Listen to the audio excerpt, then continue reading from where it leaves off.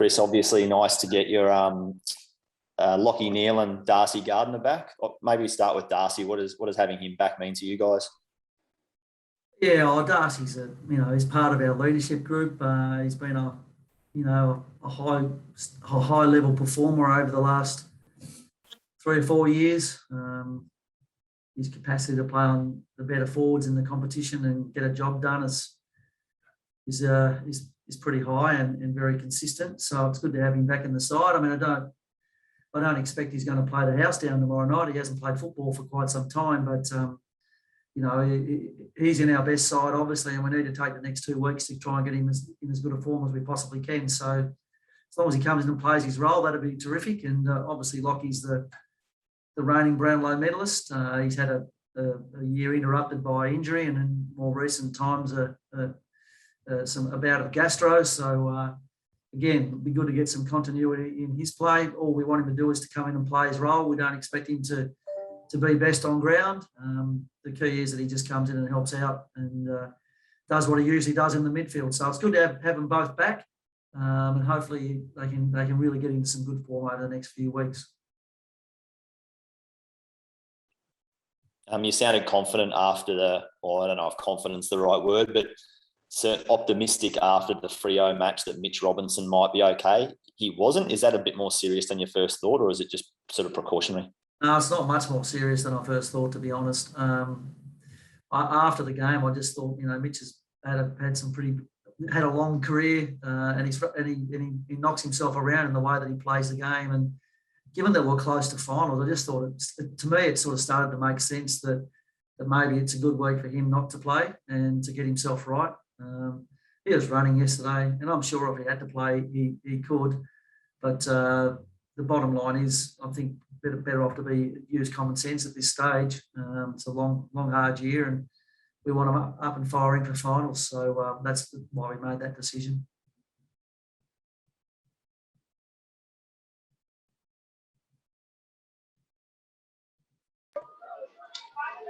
Fags, I felt you made a statement last weekend, or at least the team did.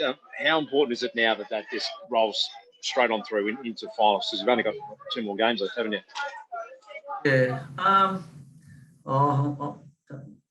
Perhaps we made a statement last week. I mean, the key to it is we got ourselves back into some decent form against a team that was very desperate to win. It was a finals game for Fremantle in some ways. So to be able to perform like that on the road will give the team a little bit of confidence. But we've just got to come out and repeat that. We've got Collingwood this week. They're a team that we've traditionally struggled to beat. We've been able to get victories the last couple of times we've played them, but only by, I think, 8 points last year and 1 point after the siren this year. So outside of that, they've beaten us pretty comprehensively in my time at the club. So they'll come into this game with a lot of confidence, and we need to be at our very best again. Every time we play in the next couple of weeks is preparation for what was more than likely going to be an elimination final. So we want to be in the best shape that we can be come the first week of finals.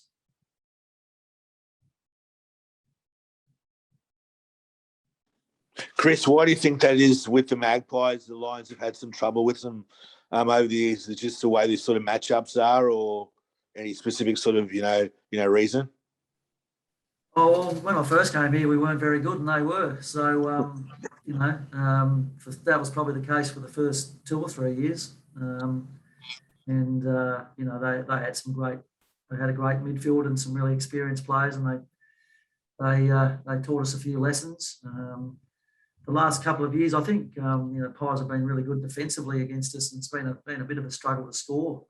In 2 instances, I think the game we played here last year was the final score was 42-34 or something huge like that, and even the game this year, round 3, I reckon it was a 73 to 72 point game, something like that. So they've always done well against us defensively. Their midfield's strong, and they play a good brand of footy. And when we played them in round 3, they were going pretty well. They'd just beaten Carlton in round 2, and they had no idea that their year was going to pan out like it has.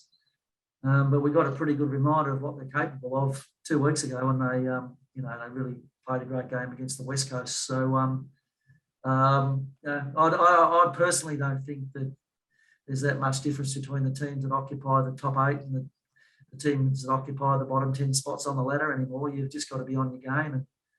And I think the last 5 or 6 weeks of football has shown that clearly to everybody who watches the game. And so for us, every time we play any team, we prepare the same, regardless of where they are on the ladder. And we're expecting Collingwood's best tomorrow. Is it good to be back home, Fags, after the time on the road? Yeah, I think we've had 2 games at the Gabba since about round 11 or something, so we haven't been here much. Look, we always like playing here. We love our fans. I think we're allowed 50% capacity tomorrow night.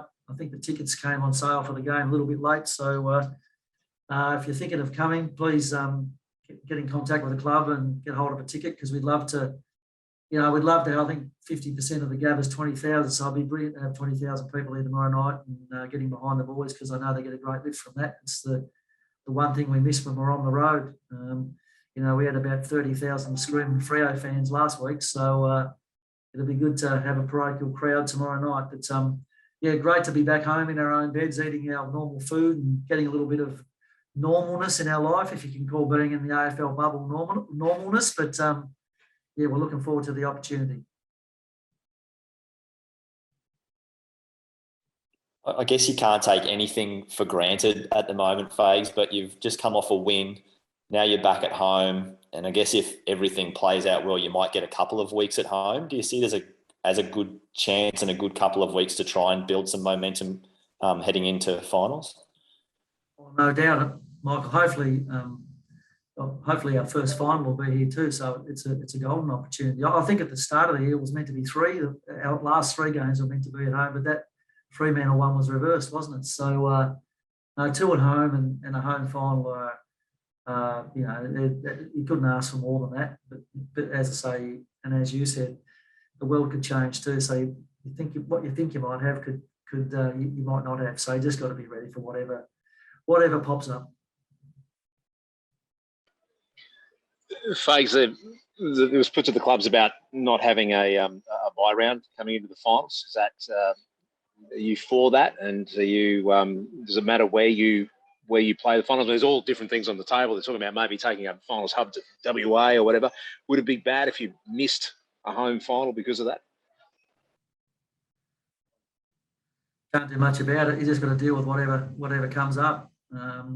So haven't given that a great deal of thought. Won't be the end of the world though. I mean, we've been chopped and changed all year at the last moment, so it's nothing we haven't practiced for.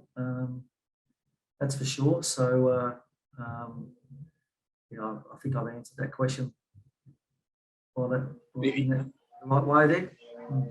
Yeah, and what about the bye week? If they scrap that and rolled straight into the finals, you're happy to keep that momentum rolling? Yeah, I mean, I was a fan of scrapping the bye week anyway, particularly if you finish top 4. Because if you win that first final, then you've got to have another week off and you don't play much football. So it's probably more advantageous to the teams that are where we are on the ladder this year. But my overall feeling is I'd rather not have that bye any year, let alone this year. Sorry, Fakes, just one more on your personnel. You got Dizzy and Lockie back. Is Marcus Adams getting close, or is he still a little way off at the moment? Marcus trained fully yesterday, and we'll do a match-like conditioning session over the weekend, and all things being equal, will be available next week.